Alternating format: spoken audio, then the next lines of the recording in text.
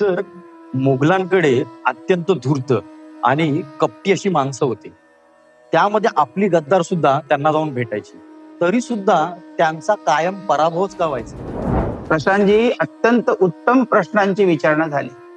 हिंदवी स्वरायाचा विजय का व्हायचा त्याचं मूळ कारण आहे सदा संगती सज्जनाची धरावी, सुसंगती सदा घडो, सुजन वाक्य कानी पडो, कलंकमतीचा घडो, विषय सर्वथा नावडो, असे समर्थ रामदास स्वामी म्हणतात. राजे, मराठ्यांना एकत्र करून आपल्या स्वधर्माची स्थापना करून महाराष्ट्र धर्म वाढवावा हे समर्थांच्या लिखाणातून स्पष्ट होते.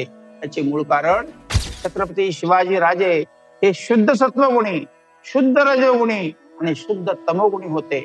रजोगुणाचा वापर कसा करावा, तमोगुणाला कुठे वापरावा आणि सत्वगुणाचा कसा अंगीकार करावा हे छत्रपतींना उत्तमरित्या ज्ञात होते. म्हणून आज आपण छत्रपतींच्या जीवावर निर्भयपणे या विश्वात जगतो आहे.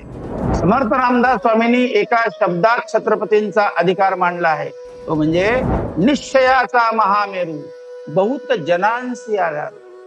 जे छत्रपती बहुतांचे आधारस्तंभ झाले त्यांना समर्थांचा आधार घेण्याची काहीच गरज नव्हती.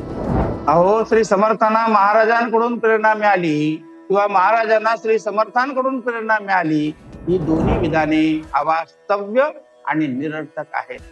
अहो, समर्थ काय आणि शिवाजी महाराज काय, दोन्ही विभूती स्वयंसिद्ध आणि सामर्थ्यवंत होते. समर्थ योद्धा संन्यासी होते आणि छत्रपती शिवाजी महाराज हे संन्यस्त योद्धा होते. थोडे ऐकायला जड जाईल, परंतु तेच त्रिकाळ सत्य आहे आणि निरंतर राहील.